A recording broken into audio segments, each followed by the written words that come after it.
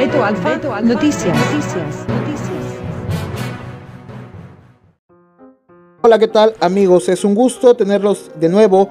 Aquí en esta ocasión nos acompaña el doctor Juan Bosco Abascal. En este capítulo nos hablará sobre la reina Isabel la Católica.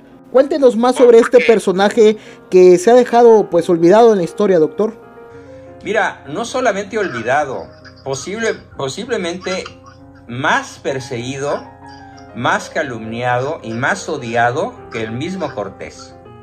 A la reina Isabel, a doña Isabel de Castilla o Isabel la Católica, no se le perdona por varias fuerzas oscuras que hoy tienen desde siempre, una de ellas, y desde hace unos siglos la otra.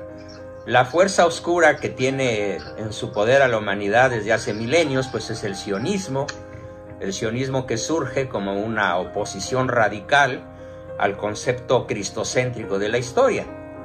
Es el sionismo el que considera que el Mesías ha de venir. El Mesías verdadero para el sionismo no ha venido, no ha llegado, ellos siguen esperando al Mesías. Y el Mesías no es un pobre diablo que va a morir en una cruz, torturado, injuriado, denostado, flagelado y coronado de espinas, etc. No, para ellos el verdadero Mesías es un guerrero ultrapoderoso que va a dominar la tierra, que va a darle unidad al planeta bajo una sola lengua, una sola moneda, una sola banca, un solo ejército, un solo gobierno, una sola autoridad, tanto política como eclesiástica, es decir, una nueva religión en donde el nuevo Dios, al que la humanidad deberá rendirle culto, y pobre del que no le rinda culto, es la bestia. Aquel que no le rinda culto, pues no podrá comprar ni vender, ni tener libertad, ni transportarse, ni tener familia, ni nada por el estilo, y hacia allá vamos. Cuando menos en el proyecto del Foro de Sao Paulo, es un avance a velocidad aceleratriz hacia hacer real en el mundo actual y particularmente en México, cosa que ya casi se logró en Venezuela, en Nicaragua, que por fortuna los bolivianos echaron al tirano. ¡Ja! ¡Qué triste! Se vino a México, ¿no? De asesor del Pejelopostli, ¿cómo ves? Pero no se vino porque le hayan dado asilo, se vino porque Evo Morales le financió con $500 millones la campaña al Peje, con dinero de la droga. Por eso lo salvaron, tienen una deuda tremenda con este indígena, y no digo indígena en tono de despecho, sino porque lo es simplemente, ¿sí? Respecto del indígena, yo tengo la misma mentalidad que Cortés. Son seres humanos y, como lo dijo la reina Isabel, de la cual estamos hablando, pobre del español que abuse de ellos, ¿no? Entonces, ¿qué más te digo acerca de esta maravillosa santa? Yo la considero santa, pero que ha sido odiada por el sionismo anticristiano, anticatólico, masónico, del cual el Pejelopostli es un terriblemente cruel y poderoso representante. Y la otra fuerza que se ha opuesto a la canonización de Isabel, pues es el mundo islámico. ¿Y por qué el mundo islámico? Pues porque esta reina los venció en Granada y los echó de España. Nada más por eso. Entonces, como es una adversaria militar que a golpe de espada cruzó docenas de veces de norte a sur, de este a oeste y en todas las direcciones geográficas posibles su tierra amada, pues logró, como lo dice finalmente la madre del rey Boabdil de Granada, cuando este rey vencido llora como desconsolado, como mujer, ante la poderosa reina España católica, apostólica, romana. La mamá le dice: pues mira, Boabdil, no llores como mujer lo que no supiste defender como varón. Bueno, pues aquí se explica el origen del odio islámico contra lo español y lo católico, y por eso ahora Europa está invadida por islámicos, con una ventaja demográfica, tremenda, y es que los europeos, incluyendo a los españoles, que ya ni siquiera en su mayoría merecen ese digno nombre, pues no quieren hijos, ya han invertido su pirámide poblacional y tienen de 0 a 1 niños, Y mientras que los islámicos pues tienen hasta 5 o 6, y no solo con una, sino con varias. Entonces al ratito, pues todas las selecciones nacionales de los países europeos van a estar como la francesa, ¿no? Si viste el último mundial, pues el mundial lo ganó África, no lo ganó Francia, porque había cuando menos un jugador de cada una de las 20 y tantas naciones africanas. Así es, era más africano el equipo. Totalmente africano, no había un solo francés de nacimiento. Así es. Bueno, entonces, por estos dos poderosos motivos, no se ha podido, no se ha querido llevar a la reina Isabel a donde le corresponde, al más alto nivel de la historia, que es declararla santa. ¿Qué te platico de ella? Pues mira, la reconquista de España, y otra cosa que no le perdonan, ¿sí? Aparte de la reconquista, fue lograr la unidad nacional de España, bajo un solo mando, el suyo, y el de Fernando, su esposo, y el posterior reinado de Carlos V y Felipe II. Y otra cosa que no le perdonan es el descubrimiento de América y el bautismo y la conversión y el bautismo de docenas de millones de indígenas que eran no solamente paganos, sino que eran antropófagos, que eran verdaderamente, como te lo dije en el video anterior, pues miembros de un imperio de la muerte, de un reino donde Satanás tenía sus legiones dedicadas a aterrorizar y a llevar a la más profunda desolación a millones de personas. Entonces, tampoco le perdonan que ella haya enviado a México las órdenes religiosas, que en su raíz evitó que América fuese protestante. Fíjate, eso es lo que odian los masones, que América Latina no haya sido protestante. Y son hechos estos, repito, ¿cuáles? La reconquista, la unidad de España, el descubrimiento de América, la reforma de las órdenes religiosas, la evangelización de todo un continente, pues son pecados mortales desde el punto de vista de la masonería. ¿Ok? Y por eso a Isabel yo la llamo la reina de los más altos destinos, que antes como gobernante y como diplomática fue ella misma. Su obra gigantesca descansa en el sólido fundamento de sus virtudes. De su vida sobrenatural surge el prodigio. Sin vida sobrenatural, la vida de Isabel no tendría explicación. Sus cartas al confesor, en este libro se pueden leer, son maravillosas y por obra de Dios han llegado a nosotros sin ella quererlo. Nos ofrecen un buen retrato de su alma virtuosa, que se parece muchísimo a Santa Teresa de Ávila, a Santa Teresa de Jesús. Son espiritualmente, católicamente hablando, almas paralelas. Son dos gotitas, son gemelas, ¿sí? Mientras que a Santa Teresa de Ávila sí logran la iglesia canonizarla por no tener el peso político que tuvo Isabel. Pues por eso a doña Teresa sí la canonizan y a Isabel no. Continuando con el perfil de Isabel, su testamento no puede leerse sin lágrimas y todavía hoy, fíjate bien, somos sus mandatarios. Fue una mujer, ¿por qué? Pues porque ella ordenó el respeto absoluto a la libertad, a la dignidad y a las propiedades del indígena. Curiosamente, en el único lugar de México donde hoy se reconoce esto, pues es en el lugar donde las leyes de Indias y las leyes que ella escribió y mandó tuvieron el mayor beneficio para la raza, y me refiero justamente a Tlaxcala. Fue una mujer completa, madre entrañable y abnegada, esposa ejemplar, apóstol de la fe, madre de sus vasallos y fíjate muy bien, madre de la hispanidad. Y todos estos títulos, la masonería nunca se los va a perdonar. Qué hermoso ejemplo para gobernantes es la reina realizando la política de Dios. Quiero que imaginen, queridos mexicanos, ¿qué sería hoy de México con una reina como ella? O con un rey o presidente al menos que pudiera ser realmente hacer todos los maravillosos beneficios y hazañas que esta reina ejemplar realizó. Pero estamos a 1000 años luz o más de que esto se pudiera realizar.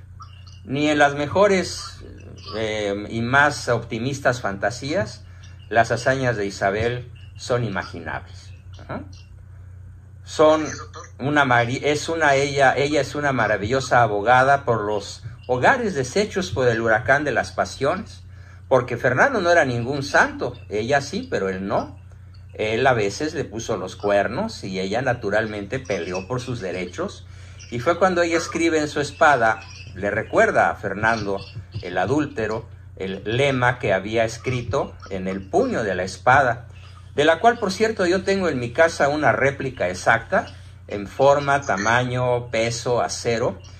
Pesa unos 8 o 9 kilos. Imagínate una muchachita de 1,60 de estatura, no más de 50 kilos, blandiendo esa arma mortal a lo largo de 8, 10 o 15 horas de batalla. O sea, no se explica a uno cómo una astillita de mujer puede tener tanto vigor físico y espiritual, más que el estado de gracia en el cual acostumbraba a vivir. Ella es una formidable maravilla, es un estímulo increíble para cualquier persona que quiera realmente ser virtuosa. Si la Santa Madre Iglesia la elevase al honor de los altares, irradiaría virtuosa ejemplaridad en todos los ámbitos del mundo y abriría horizontes de luminosa realidad sobrenatural. Todo esto lo hemos meditado antes de escribir el libro, oyendo el murmullo de los riachuelos, cercado de montañas, en donde pues con frecuencia por ahí en el desierto de los leones me iba yo a reflexionar y a leer sobre esta maravillosa figura, y regresaba a la ciudad para darle duro a la tecla de la computadora y poder desarrollar esta biografía, que es una de las que más me aprecio de haber podido escribir. Entonces, nada de lo que aquí yo narro de ella es en realidad nuevo, pero lo que sí llama mucho la atención es la amorosa dedicación prestada por esta reina a la vida sobrenatural, mucho más que a la vida de palacio, o a la vida de lujos, o a la vida de guerra, o de despojo, que la mayor parte de los gobernantes de todos los tiempos han tenido. Ella se concentró en su vida sobrenatural, y su gobierno solo se explica, sus hazañas solo se explican desde la maravillosa profundidad y amplitud de su vida sobrenatural. No sé qué comentario me pudieras hacer sobre esto, que en realidad es lo que la pinta de cuerpo entero. Es una reina que gobierna con fundamento en la vida sobrenatural de formación, penitencia, sacramentos, sacrificio, comunión, oración constante, llevado todo esto a la práctica de un maravilloso buen gobierno. Ese es Isabel. La olvidó o la quiso tratar de olvidar, es como una lucha entre el bien y el mal, ¿no, doctor? Sí, es una tremenda lucha entre el bien y el mal, y desgraciadamente pues va ganando el mal, porque han logrado mantenerla fuera de la calle que tiene en la Ciudad de México, y tal vez algún otro por ahí callejón en alguna ciudad mexicana.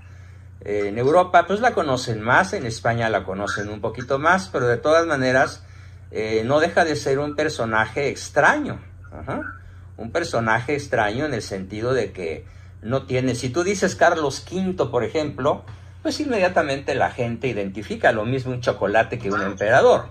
Si tú dices Felipe II, igualmente. Si tú dices Napoleón, bueno, todo mundo sabe quién fue Napoleón. Un gran depredador. Uno de los tipos más viciosos, ambiciosos y soberbios que haya pisado el planeta Tierra.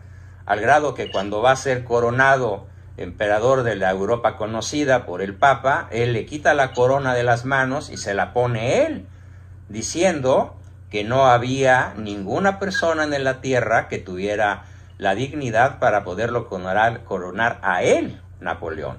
Y cuando ya tiene la corona en la cabeza, le dice al cuerpo eclesiástico que lo contempla asombrado yo destruiré vuestra iglesia.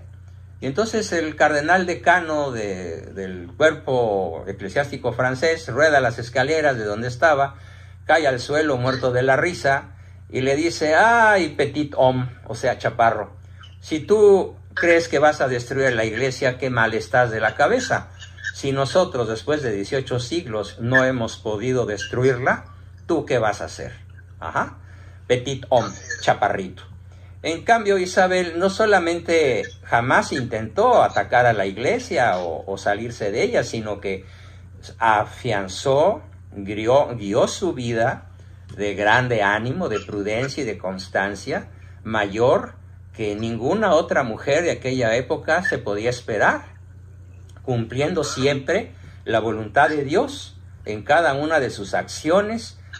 Cada una de sus acciones estuvo precedida por larguísimas noches de oración, de penitencia, de sacrificio, de confesión, de sacramentos, de comunión, para poder salir a la vida pública iluminada por el Espíritu Santo.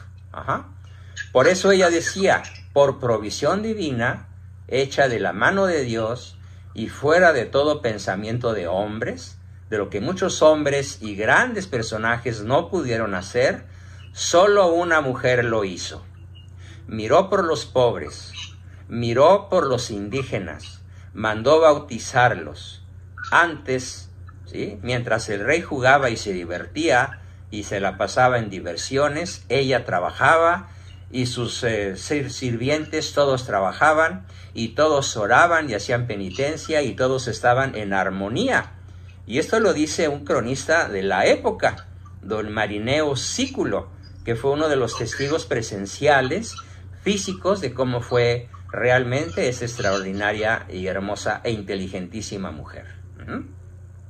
Así es, doctor. Es importante que ahora pues nuestra generación de mexicanos también sepan los verdaderos personajes, ¿no? Que no todo es batalla, que no todo es guerra, doctor, sino que también hay personajes muy espiritualmente excelentes, ¿no? Extraordinarios. Y añade este mismo cronista, dice: parecía que la mano de Dios era con ella, con Isabel, porque afortunada en las cosas que comenzaba lo era siempre.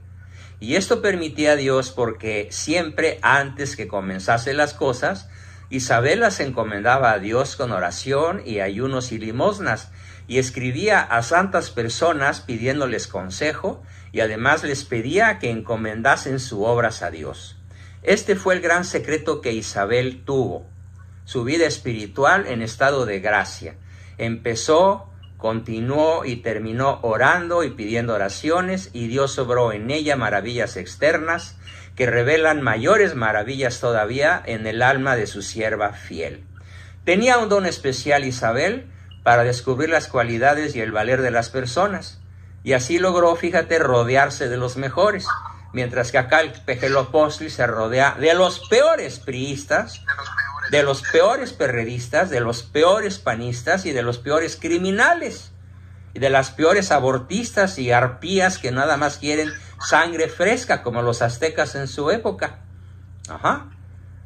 Entonces, también una escritora que la conoció muy bien, Teresa Enríquez, la llama la loca del sacramento.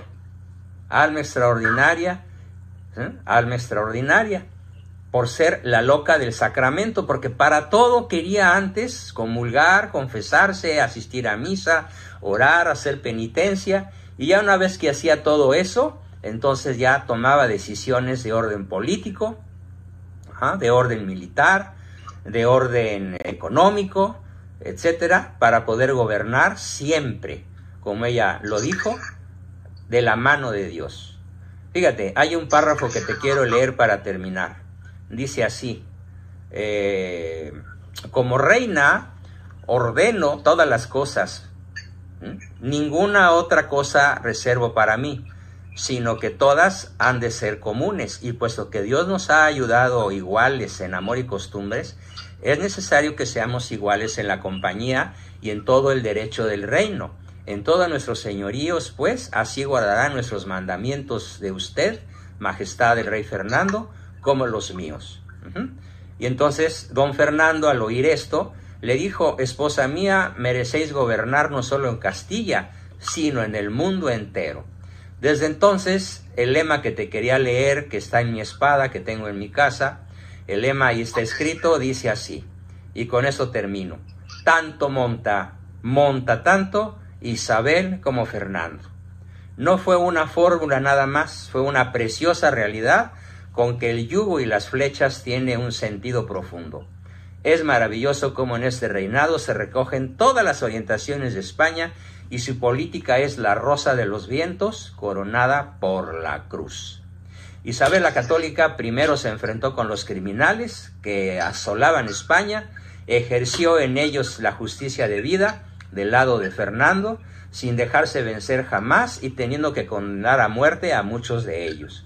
Entonces respiraron los pueblos de España, ya podían criar con seguridad sus ganados, sin que una mano criminal viniera a robarlos, ya podían ir seguros por los caminos, ya podían estar los hombres y las mujeres en paz en su hogar. Ya había justicia en Castilla. Compara esto con lo que hoy tenemos en México. No, para nada. 35,000 muertos en un año, gracias a que las armas del ejército mexicano, ¿sabes de qué marca son ahora? Son Marca Fuchi y marca Guácala. Y la metralleta más poderosa, en vez de un Barrett calibre 50 capaz de perforar tanques, no, es una regañada de la abuelita o de la mamá. Imagínate que tuviéramos un gobernante con los ovarios o los testículos de aquel rey don Fernando y de aquella reina maravillosa doña Isabel. Entonces, repito, lo que sucedería en Culiacán, lo que sucedería en Coahuila, donde ayer o antier hubo 20 y tantos muertos. Repito el párrafo con el que quiero terminar, pero voy a hacer la analogía con México. Me voy a referir a México como si estuviera gobernado por Isabel. Respiraron los pueblos. Ya podemos criar con seguridad nuestros ganados, hasta los mismos Levarón, sin que una mano criminal venga a robarlos. Ya podemos ir seguros por los caminos. Ya podemos estar en paz los hombres y las mujeres en nuestro hogar, porque ya hay justicia en México. Con eso termino mi presentación de este maravilloso libro, de este maravilloso y santo personaje, doña Isabel de Castilla, reina de España y cofundadora con Cortés de la nacionalidad mexicana y, por supuesto, libertadora del indio. Pues esta fue mi reina tan favorita que una de mis hijas se llama así, Isabel, y otra también Isabel, en su honor. Gracias y hasta la próxima, mi querido Beto. El libro se llama Isabel la Católica rumbo a los altares, ¿correcto? El libro se llama, sí, Isabel la Católica, Camino a los altares. No rumbo, Camino a los altares.